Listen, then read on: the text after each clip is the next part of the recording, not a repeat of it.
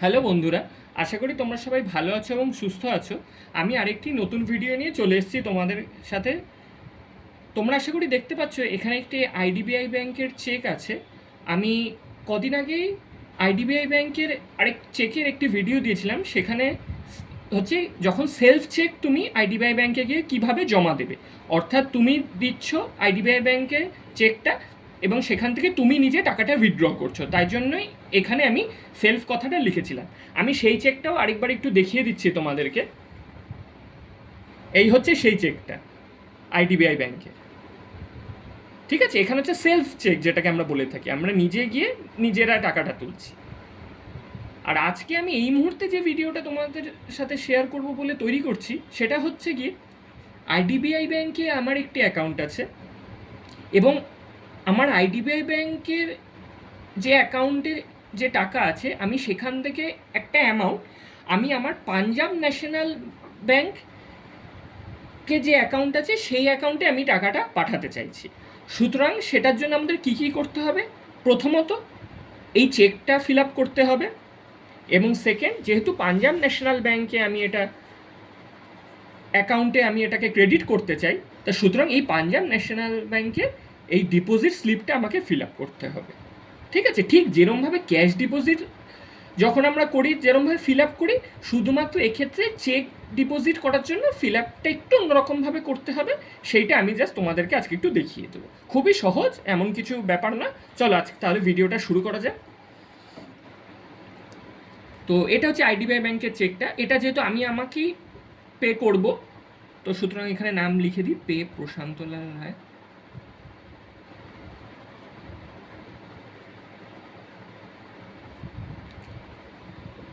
ডেটটা এখানে মেনশন করে দিচ্ছি।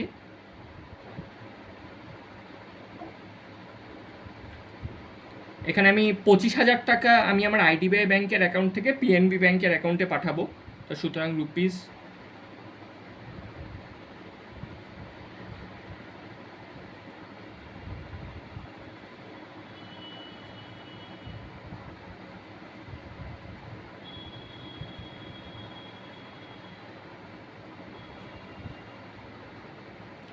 এটা এখানে লিখে দিলে, আর এখানে কিছু করার নেই, যেটা আমি আগের দিনও বললাম, খুবই সহজ চেক লেখা।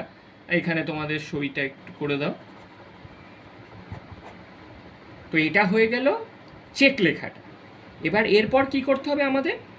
পিএনবি ব্যাংকের ডিপোজিট স্লিপটা আমাদের ফিল আপ করতে হবে। তাহলে চলো সেইটা একটু ফিল আপ করা যাক।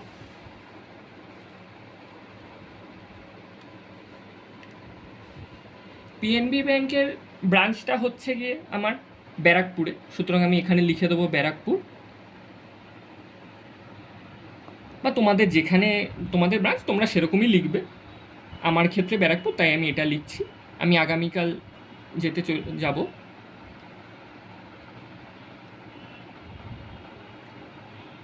সেভিংস ব্যাংকে আমি এটা ডোনেট করতে চলেছি। তোমরা এখানে এসএফ দেখে আবার ভয় পেয়ে যেও না। এসএফ মানে হচ্ছে সেভিংস ফান্ড, সেভিংস ব্যাংকও যা সেভিংস ফান্ডও তাই। তো এগুলো তো আমাদের দরকার নেই, তো এগুলো একটা লাইন দিয়ে আমি কেটে দিচ্ছি। ক্রেডিট কার্ড নাম্বারটাও কেটে দিলাম। তাহলে হইল এসএফ অ্যাকাউন্ট নাম্বার মানেই এসবি অ্যাকাউন্ট নাম্বার। তা মানে তাহলে মানে কী দাঁড়াচ্ছে, মানে এটা হচ্ছে আমি পাঞ্জাব ন্যাশনাল ব্যাংকে কোন অ্যাকাউন্টে আমার এই যে 25,000 টাকাটা জমা পড়তে চলেছে সেই নাম্বারটা আমি এখানে লিখে দেবো। লিখে দিলাম আমি, এটা হচ্ছে আমার অ্যাকাউন্ট নাম্বারটা আমি এখানে জাস্ট মেনশন করে দিলাম। নাম দিয়ে দিই শান্তলাল রায়। এখানে টেলিফোন নাম্বার মেনশন করে দিই। অ্যামাউন্টটা এখানে লিখে দিচ্ছি।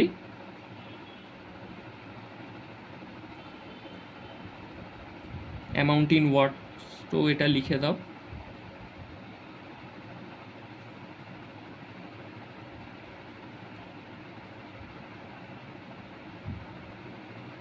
আচ্ছা, এবার দেখো, যখন আমরা ক্যাশ ডিপোজিট করি তখন কিন্তু এখানে কিছু লিখতে হয় না, ডাইরেক্ট এই যে আমরা এইখানটা লিখে নিই, এই যে 500 নোট কটা দিচ্ছি, কি 200 নোট কটা দিচ্ছি, 100 নোট কটা দিচ্ছি, সেগুলো লিখে টিকে আমরা এখান দিয়ে কিন্তু লিখে দিই যে ক্যাশ ডিপোজিট হয়ে যাচ্ছে। কিন্তু যেহেতু আমি চেক ডিপোজিট করব, সুতরাং তো আমাকে চেকের যা ইম্পর্টেন্স আছে, ইম্পর্টেন্ট যে জিনিসগুলো লেখার আছে সেগুলো আমাকে এখানে লিখতে হবে। তো ক্যাশ ডিপোজিট আমার লাগছে না, আমি এটা জাস্ট একটা লাইন দিয়ে কেটে দিলাম। আচ্ছা, এবার দেখো চেকের এখানে কি বলছে প্রথমে, cheque number and name of bank. অনেক ক্ষেত্রে কি থাকে, cheque number, date and name of bank থাকে। তো সুতরাং তোমরা চাইলে এখানে ডেটও লিখতে পারো, কি চেকের ডেটটা দিয়েও লিখতে পারো, তো কোনো অসুবিধা নেই, চাইলে নাও লিখতে পারো, যেহেতু এখানে মেনশান নেই। তো সুতরাং চেক নাম্বার হচ্ছে এইটা 14706 এইটা হচ্ছে চেক নাম্বারটা। তাহলে সুতরাং এখানে লেখো 14706 আর দেখো এখানে কি বলছে, অ্যান্ড নেম অফ ব্যাঙ্ক। তাহলে নেম অফ ব্যাঙ্ক তুমি এখানে নিচে মেনশন করে দাও, আইডিবিআই ব্যাঙ্ক। আর তোমার যদি মনে হয় ব্রাঞ্চটা মেনশন করে দেবে, মেনশন করে দাও।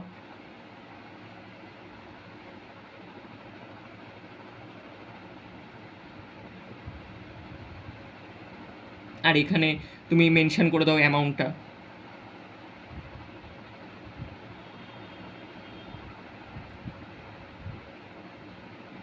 এখানে একটা লাইন টেনে দাও, আবার এখানে লিখে দাও।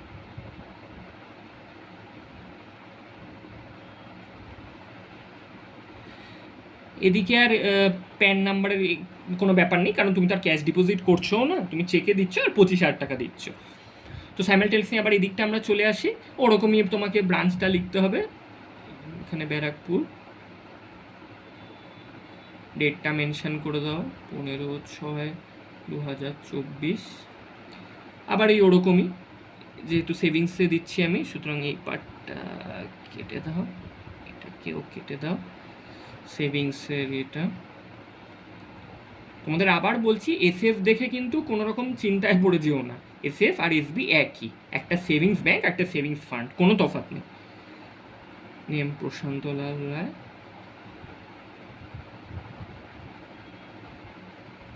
মোবাইল নাম্বারটা মেনশন করে দাও,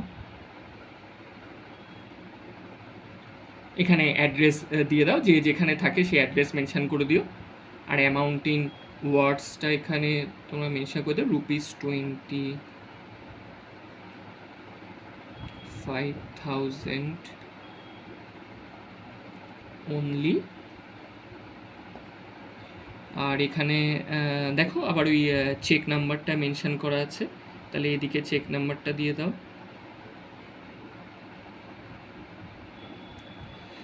এখানে তারপর name of bank and branch, ও তাহলে আমরা ভালোই করেছি যে এদিকেও ব্রাঞ্চের নামটা লিখে দিয়েছি, তাহলে ঠিকই আছে। Name of bank and branch হচ্ছে আইডিবিআই ব্যাঙ্ক।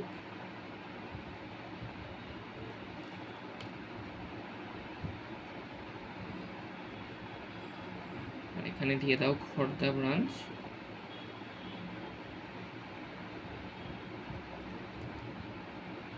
খড়দা ব্রাঞ্চ দিচ্ছ, আর হ্যাঁ এখানে অবশ্যই অ্যামাউন্টটা মেনশন করে দাও।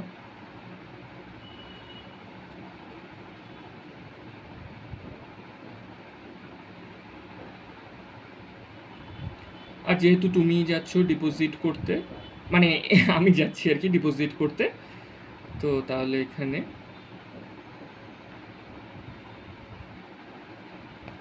ঠিক আছে। এই ডিপোজিটটা এটা যে কেউ করতে পারে, এটা নিয়ে কিছু ইয়ে নেই। এখানে তুমি করতে পারো, তোমার কোনো রিলেটিভ করতে পারে, তোমার ভাই করতে পারে, বোন করতে পারে, দিদি করতে পারে, ওটা কোনো ব্যাপার না। আসল হচ্ছে কোন অ্যাকাউন্টে টাকাটা ঢুকবে, ঠিক আছে? তো হ্যাঁ, এইটুকুই রইল। আশা করছি আমি বোঝাতে পেরেছি তোমাদেরকে, তোমাদের কি করতে হবে। আরেকবার একটু বলে নিই, এটা হচ্ছে আইডিবিআই ব্যাংকে আমারই একটা অ্যাকাউন্ট আছে, আমি সেখান থেকে পিএনবিতে আমি পাঠাতে চাইছি, সেখানেও আমারই অ্যাকাউন্ট আছে। তো এরমভাবে লিখবে, এটা লিখে তারপর এখানে গিয়ে ফিল আপটা করবে ডিপোজিট স্লিপটা, বা অন্য যে কোনো ইয়েতেই যাও না কেন একই নিয়ম, খালি চেকটা দিয়ে ওই ডিপোজিট স্লিপের সাথে অ্যাটাচ করে তোমাদের ওই যে ড্রপ বক্স থাকে সেখানে ফেলে দিতে হবে। তো এখানে দেখো ব্রাঞ্চ লিখলে, ডেট লিখলে, অ্যাকাউন্ট নাম্বার লিখলে, নাম লিখলে, মোবাইল নাম্বার লিখলে, কত অ্যামাউন্ট দিচ্ছ সেটা লিখবে। আর খুব ভালো করে লক্ষ্য রাখবে চেক নাম্বারটা, নেম অফ ব্যাঙ্ক আর নেম অফ ব্রাঞ্চ, অনেক জায়গায় তোমার ডেটও লেখা থাকে, মানে চেকের ডেটটা কবে সেটাও মেনশন করে দেবে। আর এদিকে আবার সাইমালটেনিয়াসলি ওই একই জিনিস, ঠিক আছে, নাম, ডেট, এটা ওয়ার্ডে লিখতে হবে, ব্যাঙ্ক, ব্রাঞ্চ, নাম্বার, কত অ্যামাউন্ট দিচ্ছ, ব্যাস এইটুকুই হচ্ছে ব্যাপার। আর তারপর কি করতে হবে, এই চেকটাকে যেটার পেছনে একটা জিনিস লিখে নিতে পারো, এটা অনেক ব্যাংকের ক্ষেত্রেই থাকে কি বেনিফিশিয়ারি নেম বা বেনিফিশিয়ারি ডিটেলস বা বেনিফিশিয়ারি যে আছে তার নাম্বারটা, এগুলো সব দেওয়া থাকে, বা বেনিফিশিয়ারি অ্যাকাউন্ট নাম্বারটাও দেওয়া থাকে। ঠিক আছে, তো তোমরা চাইলে এখানে এই কথাটা একটু লিখে দিতে পারো যে প্লিজ ক্রেডিট দ্য অ্যামাউন্ট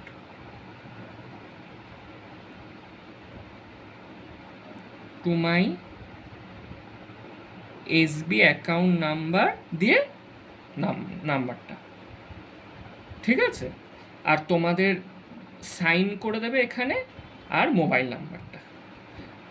ঠিক আছে, কারণ অনেক সময় অনেক সমস্যা হয়, তো সেক্ষেত্রে মোবাইল নাম্বার থাকলে তোমাকে ফোন করে নেবে, কোনো সমস্যা হবে না। তো আশা করছি তোমরা বুঝতে পেরেছো আমি কি বলতে চাইলাম, এটা খুবই সহজ। ঠিক আছে, তো তাই তোমাদের সাথে শেয়ার করলাম। তো বলো এরপর আর কোন কোন ভিডিও যদি তোমাদের লাগে তো অবশ্যই কমেন্ট সেকশানে আমাদের জানিও, তাহলে আমি সেই মতো তোমাদের সাথে আবার ভিডিও শেয়ার করব। তো আজ এই অবধিই রইল। আশা করি তোমরা সবাই ভালো থাকবে, সুস্থ থাকবে।